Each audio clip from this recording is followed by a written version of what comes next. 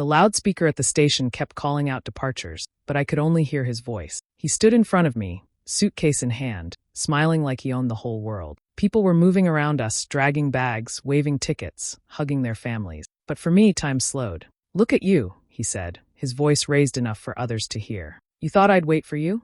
You thought you were enough for me?" A few people turned their heads. I felt their eyes burning into me. My chest tightened. I wanted to disappear, but my legs wouldn't move. He laughed and shook his head. "You came here thinking we'd travel together, right? You thought I'd hold your hand, introduce you to my friends, show you off? Please. You're nothing but a burden. I don't need you anymore." His words cut like glass. A woman standing nearby pressed her lips together, like she wanted to say something but couldn't. A man tugged his little boy closer, whispering, "Don't stare." But the boy stared anyway, wide-eyed at me. I had trusted this man with everything. I believed his promises, his late-night calls, the way he said I was different. And now, in front of strangers, he made me feel smaller than dust. He leaned closer, his smile cruel. "Go back home.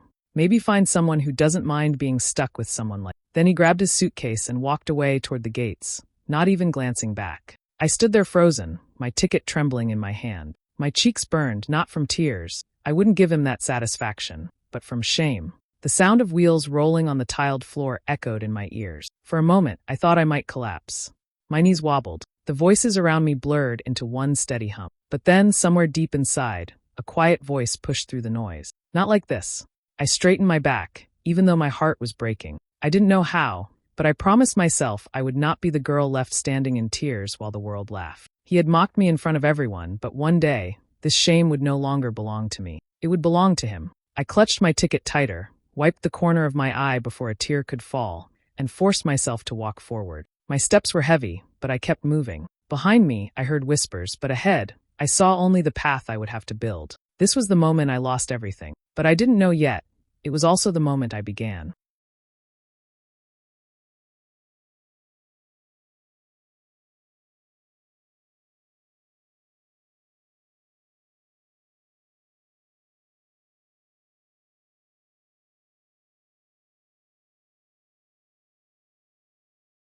My name is Alina.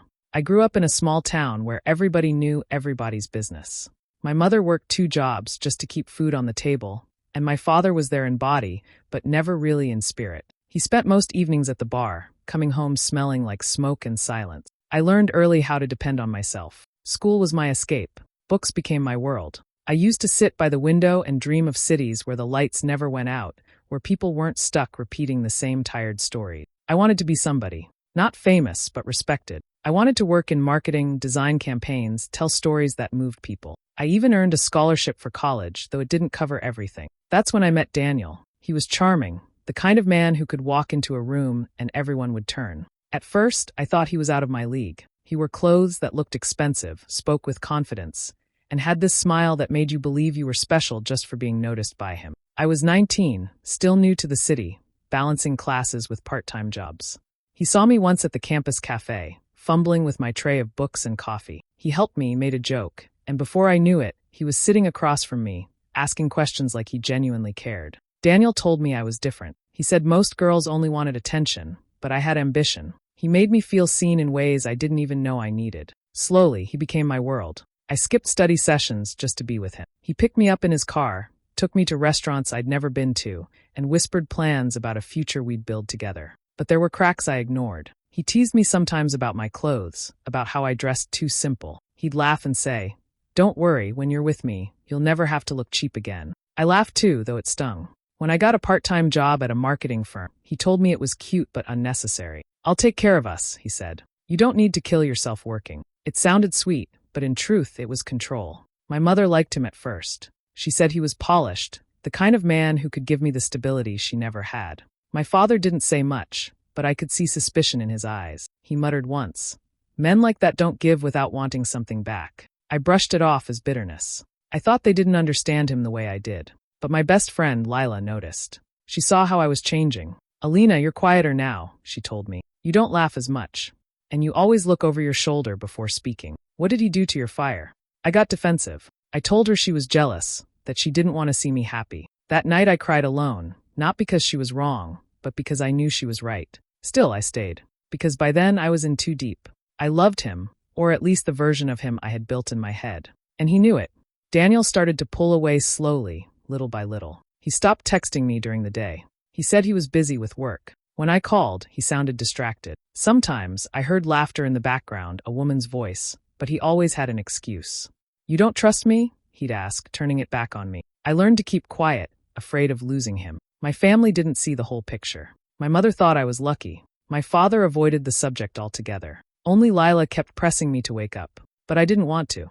Admitting the truth meant admitting I had built my life around someone who didn't deserve it. That's why the humiliation at the station cut so deep. It wasn't just about him leaving me in front of strangers. It was about the years I had given, the dreams I had shrunk to fit his plans, the friends I had pushed away, the pieces of myself I had lost. When he laughed at me in public, it was as if he was laughing at every hope I had ever carried. But underneath the shame, something else was growing. A fire I hadn't felt in years. He thought he broke me. What he didn't know was that he had only set me free.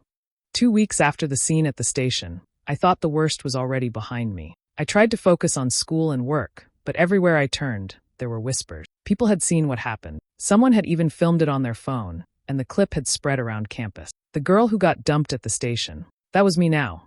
I tried to keep my head down, but then the real blow came. Daniel didn't just leave me. He made sure everyone knew why. He started showing up at parties with another woman. She was tall, confident, the kind of woman who looked like she belonged in glossy magazines, and he flaunted her like a trophy. Pictures of them filled social media, his arm around her, his smile wide. One photo burned into my memory, him lifting a glass at a rooftop bar with the caption, "Upgrading my life." People tagged me under it, some with pity, some with cruel jokes. I wanted to delete every account, erase myself, but running away would only make me smaller. Then came the financial part. Daniel had convinced me months earlier to trust him with the little savings I had. "It's safer in my account," he had said, "and I'll help you grow it. Think of it as our future fund." I believed him. When I went to ask for it back, he laughed in my face. "Future fund," he said. "There is no future with you. And as for the money, consider it payment for the lessons I taught you. Be grateful." My chest ached, my hands shook, but I stayed silent. If I argued, he'd twist it into me being desperate. If I begged, he'd win again. That night, I sat on my bed staring at the ceiling, feeling the weight of it all. No money, no dignity, my reputation in pieces. For hours, I cried quietly so my mother wouldn't hear. But crying didn't change anything. When the tears dried, I felt empty, like there was nothing left of me. Then came the choice. I could stay in this pit, let everyone define me by that humiliation, or I could rebuild. The thought scared me because rebuilding meant starting from nothing. It meant facing people's whispers, swallowing pride, working harder than I ever imagined. But it also meant freedom. I remembered something my father once said, one of the few pieces of advice that stuck with me. When a man burns your bridge, you learn to swim. And once you learn to swim, no one can drown you again. At the time, I hadn't understood. That night, it finally made sense. I pulled out my old notebook, the one where I used to write ideas for campaigns and design. The pages were dusty, forgotten under my bed. I flipped through them, and for the first time in a long while, I felt a spark. Daniel could take my money, my pride, even years of my time, but he couldn't take my mind. He couldn't take my vision. The next morning, I applied for an internship at a small local marketing agency. It didn't pay much, but it was a start. I also took extra shifts at the cafe, saving every dollar I could. Every time I felt the sting of exhaustion, I reminded myself, this pain was mine, and I was shaping it into something new. I walked past Daniel a few times on campus. He didn't even look at me anymore, as if I was invisible. At first it hurt, but then I realized invisibility wasn't a curse. It was protection. Let him laugh, let him show off. I was busy building. The world had pushed me to the ground, but instead of lying there, I was crawling slowly toward something bigger. I didn't know exactly what it would be, but I knew one thing with all my heart. I would rise. And when I did, no one, not Daniel, not gossip, not even my own doubts, would be able to take that away. The first months after I decided to rebuild were the hardest of my life. Every morning I woke up with a knot in my chest, dreading the walk across campus. I could feel the stares, even when people pretended not to look. Sometimes I heard whispers, half laughs, half pity. That's her, the one Daniel left. It was like a scar I couldn't hide. At night, when I came home from my shifts, I lay in bed staring at the ceiling, replaying everything. What if they were right? What if I really wasn't good enough for someone like him? What if I never became more than the girl who got dumped in public? The doubts were like shadows, always waiting for the moment I felt weak. Meanwhile, Daniel was everywhere. His new girlfriend posted pictures of their trips, their dinners, their expensive gifts. They looked like the perfect couple, glowing with wealth and charm. Sometimes I caught sight of them at parties or campus events. He always looked straight past me, but there was a flicker in his eyes, like he enjoyed watching me shrink in the corner. His success wasn't just about him. It was a weapon, and I was the target. The hardest part wasn't just strangers whispering. It was the betrayal closer to home. My cousin, who used to call me her role model, started spending time with Daniel's circle. I overheard her telling someone at a family dinner, "Well, maybe Alina should have tried harder. A man like Daniel won't stay if a woman doesn't keep up." My chest burned hearing her words, but I stayed quiet. Even my mother, who once believed in me, began saying things that cut deep. "Daniel seems to be doing so well. Maybe you should have been more patient with him." She didn't know the truth. I couldn't bring myself to tell her everything because I was too ashamed. Only Lila stayed by my side, even when I pushed her away. She'd show up at my door with takeout and say, "Eat. You can't rebuild on an empty stomach." She was the one who reminded me that pain could be fuel. "Every whisper about you is temporary," she said. "But what you build will be permanent. Prove them wrong, Alina. Not for Daniel, for yourself." Those words stayed with me. So I worked. I worked like my life depended on it. The internship at the agency was tough. They gave me the jobs no one else wanted: late-night research, designing mock-ups that never saw the light of day, fetching coffee for clients. But I watched, I listened, and I learned. I studied how campaigns were built, how pitches were made. I kept notes of every detail, like a student studying for the biggest test of her life. At the cafe, I learned patience. Customers snapped, complained, treated me like I was invisible. But I smiled, took their orders, and counted the coins I earned. Every dollar went into savings, no matter how small. I started keeping a jar on my desk, dropping in coins each night. Watching it fill gave me hope. But the nights were still heavy. Some days I walked home with tears in my eyes, convinced I was wasting my time. One evening, after seeing another photo of Daniel on a boat with friends, I almost deleted my resume draft. What was the point? He was already living the life I dreamed of, and I was still serving coffee. Then I remembered the station. I remembered the laughter, the way my hands shook, the boy staring at me with pity. That memory was my fire. I refused to let that moment define my entire story. Slowly, small victories came. My manager at the agency praised me for my creativity. "You have an eye," he said once, handing back a draft. "Keep pushing. Don't waste it." At the cafe, a regular customer noticed my sketches on a napkin and asked if I'd ever thought of starting a design page online. It was nothing big, but those little sparks kept me alive. And while Daniel flaunted his nights out in new cars, I was laying bricks no one could see. I started taking free online classes in marketing strategy. I stayed up late practicing software I could barely afford on my old laptop. I built a small portfolio, one design at a time, telling myself, this is my escape route. The more I focused on building, the less power his name had over me. Yes, people still whispered. Yes, my family sometimes compared us. But a quiet strength was growing inside me. I stopped caring if I wasn't invited to certain gatherings. I stopped checking his social media. Instead, I checked my jar of savings, my growing folder of designs, my progress in each class. It wasn't fast. It wasn't easy. There were nights I broke down, certain I'd never catch up. But something had shifted. I no longer wanted to catch up to Daniel. I wanted to outgrow him entirely. I didn't just want to survive. I wanted to prove, if only to myself, that I was more than what he left behind. Every time I put another piece of myself into this new life, I felt stronger. The girl who stood frozen at the station was still inside me, but she was changing. She was learning to fight. Quietly, patiently, she was preparing for the day she would rise. And deep down, I knew that day would come.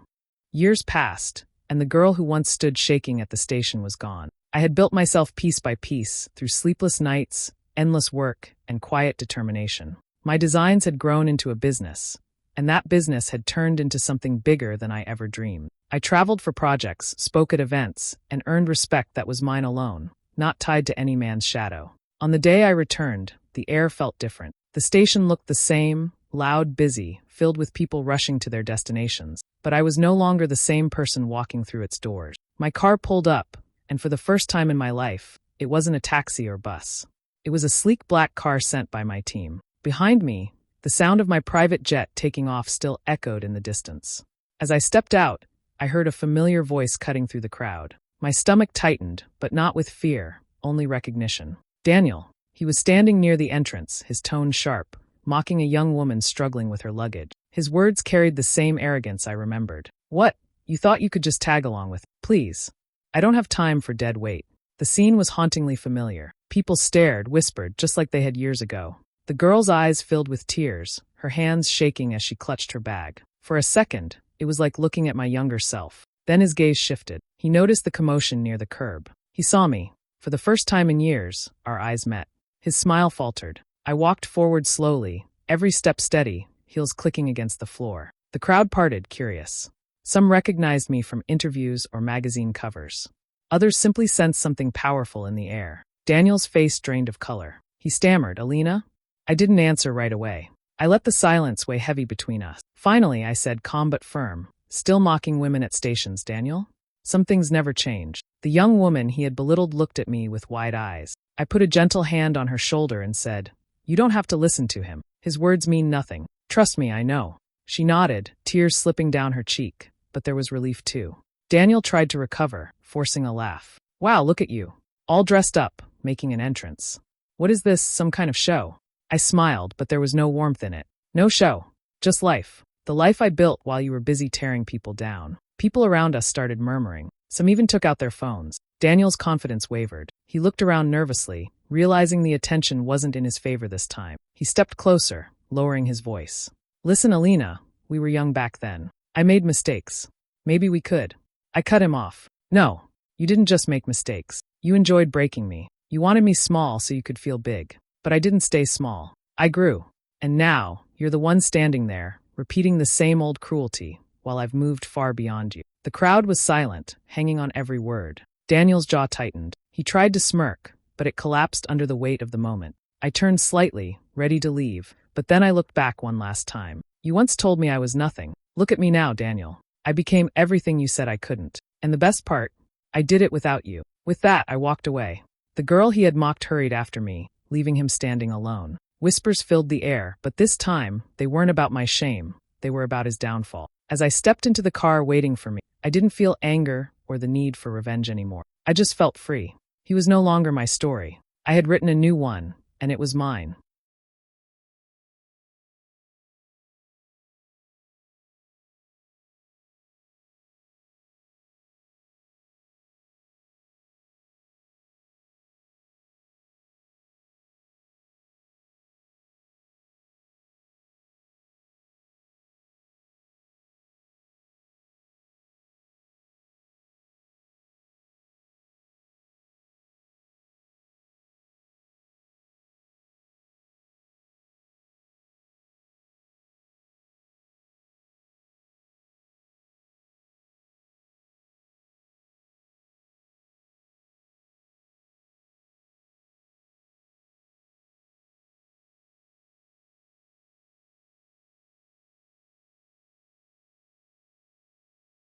When I left the station that day, I felt something I had never felt before. It wasn't victory, not the kind that makes you want to shout or celebrate. It was peace. For years, I had carried the weight of Daniel's words, the shame of that first humiliation. But facing him again showed me the truth. I didn't need revenge. I didn't need him to admit he was wrong. I had already won by becoming someone I could respect. At home, things began to change too.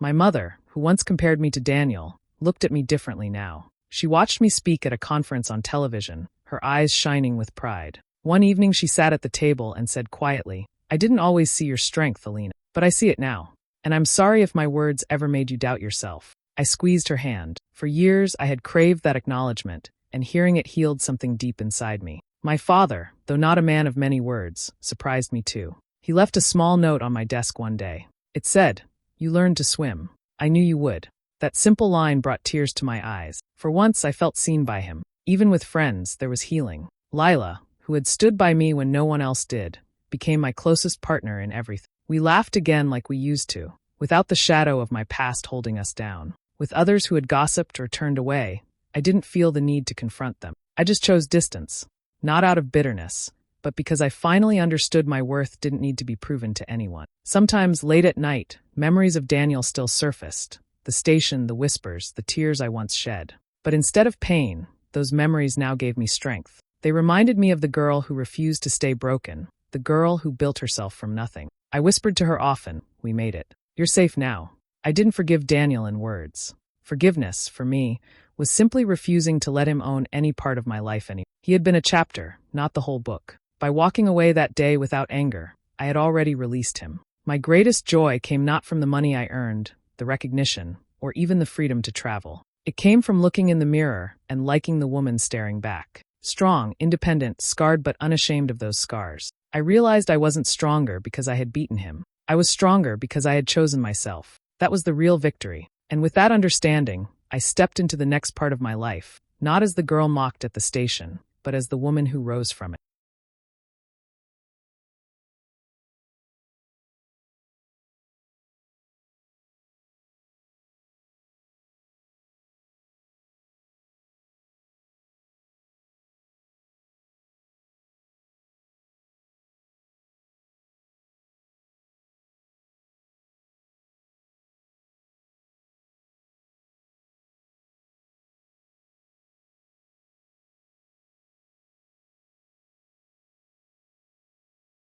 One month after the station scene, I found myself traveling again. This time, I was not the girl holding back tears with a crumpled ticket in her hand. I was boarding a plane with my head high, my team walking beside me, and my name printed on the event banners waiting at our destination. As I stood in line at the airport, I caught my reflection in the glass. For a moment, I saw her again, the younger me frozen in shame, trying to hide from the world. I almost reached out, as if to comfort her. But then I smiled. She didn't need saving anymore. She had already survived. I thought about Daniel, not with anger, not even with sadness, just with clarity. He had mocked me, tried to shrink me, but in doing so, he had lit the fire that carried me here. I didn't need his apology. I didn't need him to see me now. My life itself was the answer. When the boarding call echoed through the speakers, I picked up my bag. A woman nearby was struggling with hers, looking flustered under the stares of strangers. I helped her lift it, steady and calm. She whispered thank you, relief in her eyes. I leaned close and said softly,